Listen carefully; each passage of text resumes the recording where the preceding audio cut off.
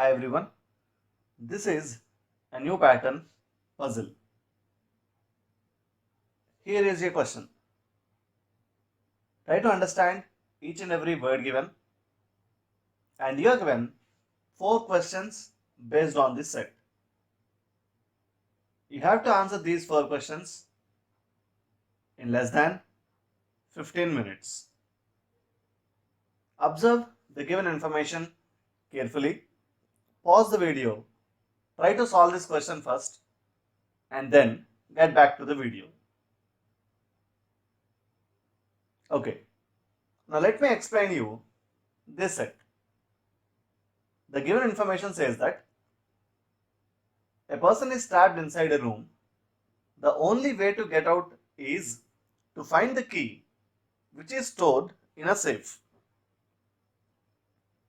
The safe had exactly 4 combination locks: L1, L2, L3 and L4. In order to open the safe, one must enter exactly 4 pins P1, P2, P3 and P4. One in each of L1, L2, L3 and L4 respectively. So what does it mean? In order to open lock 1, one should enter the pin P1. In order to open the lock 2, one should enter the pin P2. In order to open lock 3, one should enter P3. In order to open lock 4, one should enter P4. That's how it works. While P1 can be entered first, P2 can be entered only after L1 is unlocked. So you have to unlock L1 first and then you have to look at lock 2. Once lock 2 been unlocked, you can try to unlock lock 3.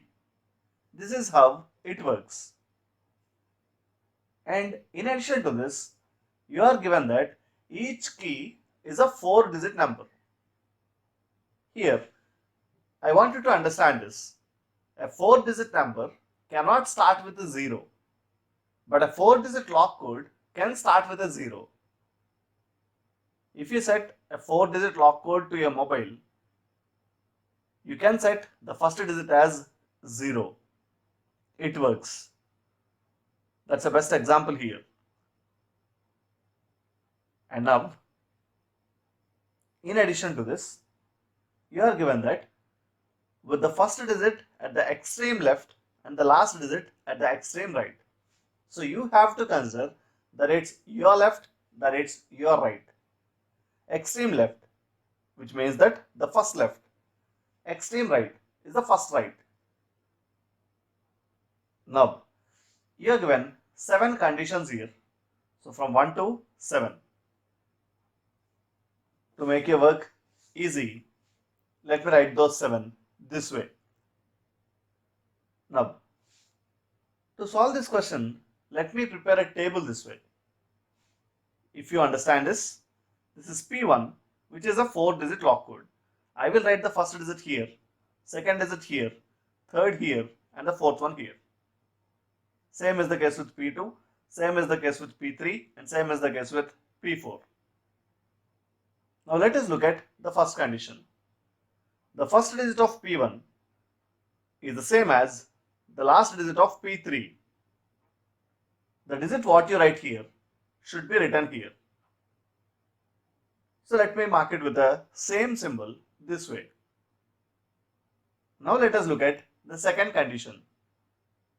P2 and P4 have the same set of digits but not necessarily in the same order. P2, the 4 digits, what you write here, should be written here, may not be in the same order. If the first digit is 1, let's say second digit is 2, third one it's 3, fourth one it's 4. So, you may not write 1, 2, 3, 4 in the same order, but each and every digit present here should be present here. And next to this, let us go with the next condition. The number represented by the last 2 digits of P3 and the number represented by the first 2 digits of P2 are both squares of odd numbers other than 1. The number represented by last two digits of P3. The number represented by the first two digits of P2 are both squares of odd numbers other than 1. So this is a perfect square, square of an odd number. Even this is a perfect square, square of an odd number. And let us remember this. From this condition, the last digit of P4 is 7. So let me write it this way. We can consider this as an easy condition here. So as we discussed earlier, the third condition says that the number represented by the last two digits of P3 and the number represented by the first two digits of P2 are both squares of odd numbers other than 1. So these are the odd number squares what we have. It should not be 0, 1. So it can be 09, it can be 25, it can be 49, or it can be 81. And the even number squares. Now if you look at the fifth condition, the number represented by the first two digits of P1 is a perfect square and is exactly twice the number represented by the second and third digits of P4. The number represented by the first two digits of P1 is a perfect square, and this is twice the number represented by the second and the third digits of P4. So what does it mean? You have to write a number here. Twice of this number should be written here. Any given number, twice is nothing but multiplied by 2. So any given number when multiplied by 2 will definitely give you an even number. So this number should be a 2-digit even perfect square. So you will observe these 4 options. It can be 04, it can be 16, it can be 36, or it can be 64. And if you look at it, the first digit of an even square should be the same as the last digit of an odd square. So this particular digit should be an odd digit. How many such possibilities do we have? If you observe these 4 things, the first digit here is the last digit here. So this digit should be an odd number. So this digit should be an odd number. So my even perfect square should start with an odd digit. So we have 2 options. It can be either 16 or it can be 36. It should not be 04, it should not be 64. Now, I can definitely say that it's 16. We can eliminate 36 even. Let me explain you the reason. No odd square ends with 3. As this particular digit should not be 3, even this particular digit should not be 3. So 16 is the only option what we are left with. When this is 16, this particular digit should be 1. From this one, I want you to understand that an odd digit square ends with 1. So 81. This is the only option what we are left with. So definitely this particular digit should be 8. In addition to this, let me explain you one of the important things here. Look at condition 3.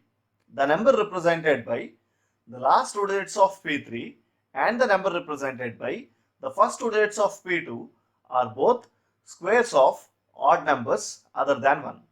This is a perfect square, perfect odd square. Even this is a perfect odd square. Now my question is, are you given any information saying that these 2 numbers are the same? No. Are you given any information saying that these 2 numbers are distinct? No.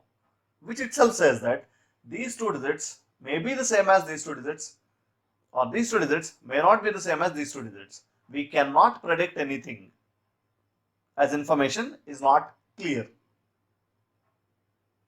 Now, as this number is 16, from the given information, the number represented by the first 2 digits of P1 is a perfect square, and is exactly twice the number represented by the second and the third digits of P4. I know that the first two digits of P1 is 16. So this particular number should be half of 16. So it has to be 08. Now let us go with another condition. Let us look at the fourth condition. The number represented by the last two digits of P4 appears exactly 3 times across all the 4 pins. And as P1 is a multiple of 4, the whole number should be an even number. So you are forbidden to write 87 here. So 87 should be present either here or here. So definitely these two digits should be 87. What about P2 now? Can I write 87 here? No, as this is a perfect square. Can we write 87 here? No. We know that this is an odd square. So this number should not be 8. So this is the only possibility what we have as far as P2 is concerned. So it's 87. And next to this, you are given that P2 and P4 have the same set of digits. So each and every digit present here should be present here. As this is 0, exactly one between these two digits should be 0. And I know that this is an odd square. An odd square should not end with 0. As this digit is not 0, it should be 0. The number represented by the last two digits of P3 and the number represented by the first two digits of P2 are both squares of odd numbers other than 1. So this particular number should not be 0, 1. The only option what we are left with is 0, 9. As digits present in these two lock words are the same, as this is 9, even this one should be 9. Now we have to find this number. In order to find this, you are given that the digit 7 appears at least once in each of the 4 pins. So exactly one between these two should be 7. And I know that this is an even number. So the last digit should not be 7. So it's 7. And this digit, as this is an even number, these are the options what we have. The last digit can be 0, last digit can be 2, it can be 4, it can be 6, or it can be 8. But as this is a multiple of 4, I know that 70 is not a multiple of 4. 74 is not a multiple of 4. Even 78 is not a multiple of 4. Let us eliminate these three. So the last digit should be either 2 or 6. And we know that all the 4 digits are distinct. So as this is 6, this one should not be 6 again. So 2 is the only option what we are left with. So it's 2. And this is the final arrangement. And once we are done with the arrangement, we can solve any of the questions from the given 4. In addition to this, let me explain you another important thing. Think about this scenario once. In your exam, when you are sitting in front of the screen, once the reality comes into the picture, in your reasoning section, you are left with the last 2 minutes and you are left with this puzzle. Is it possible to solve the entire set in less than 2 minutes? Definitely no. So your 2 minutes are literally wasted. But let me tell you one of the important things here. In your exam, your task is to answer the given questions. It's not about solving the given puzzle. You will get the score only when you answer the given question. So in order to solve the given questions within the given time, we have to focus more on the questions and then we have to focus more on the puzzle. These two things put together will give you success. So I want you to take it as an advantage now. Let us see how to solve this set in the method which we discussed now. So let me choose a question first. As we already read the given conditions, and these are the 4 questions given. Now let me start with the 4th question. What is the product of the last 2 digits of P1? You are given 4 options here: 72, 14, 36, 63 and 25. So what do we know about the last 2 digits of P1? From the given information, the log code of P1 is a multiple of 4 and all the 4 digits of it are distinct. As the last digit of P1 should be an even number, I can eliminate options D and E. Now you will be left with 3 options A, B and C. Once you go with the first option, 72. 72 should be product of 2 digits. So those 2 digits should be 8 and 9. So the last 2 digits of P1 should be 98. Is it possible? As 98 is not a multiple of 4, my answer should not be option A.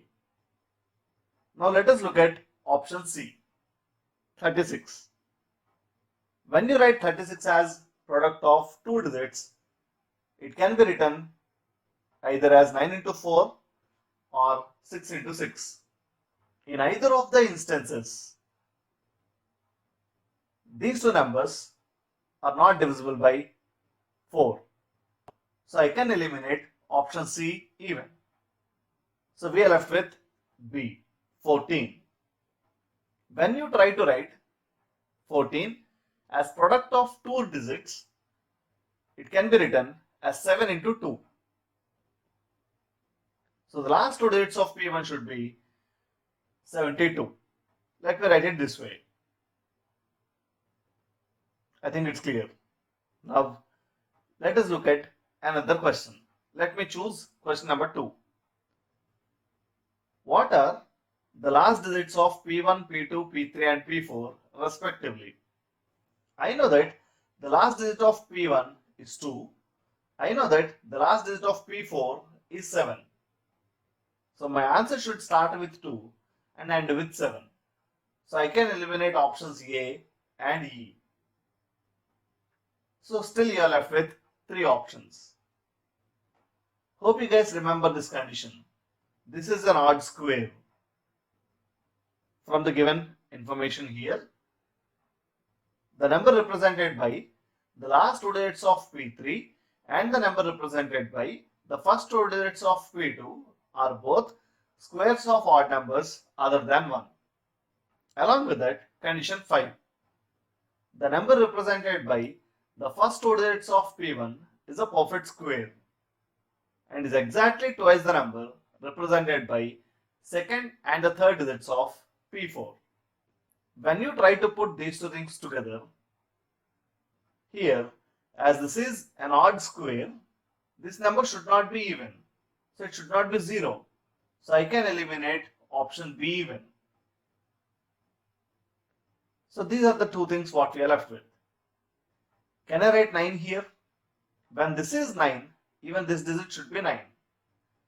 No even 2-digit perfect square start with 9, which itself says that this is not option D even. So it has to be 2717. Let me write it here. And as this is 1, even this one should be 1. Now this is a 2-digit even square and this is a 2-digit odd square. Even square should start with 1, odd square should end with 1 and it should not be 0, 1 as given. So what about these numbers? This is 6 and this is 8. Hope you guys remember this condition now. If you look at it, the number represented by the first two digits of P1 is a perfect square and is exactly twice the number represented by second and the third digits of P4. So half of this number should be present here. As this is 16, this one should be 08. And next to this, which question should we choose now? Let me go with the third one. The reason, first question cannot be answered until you know the value of P3 and you know the value of P2. So let me go with question number 3. The number represented by the last two digits of P4 appears exactly 3 times across all the 4 pins. The same condition written here. As this is 87, 87 should be present at least 3 times among the given 4 keys. So these two digits should be 87. So product of all the digits of P3 is nothing but 8 into 7 into 8 into 1, which gives you 448. Now we are left with only one question. That's question number 1. In order to solve that question, let us look at these two conditions. The number represented by the last two digits of P3 and the number represented by the first two digits of P2 are both squares of odd numbers other than 1. The number represented by the last two digits of P4 appears exactly 3 times across all the 4 pins. Now, as this is 87, can I write 87 here? No. Can I write 87 here? No. The reason, when you write 87 here, this digit should be 8. But this is a 2-digit odd number square.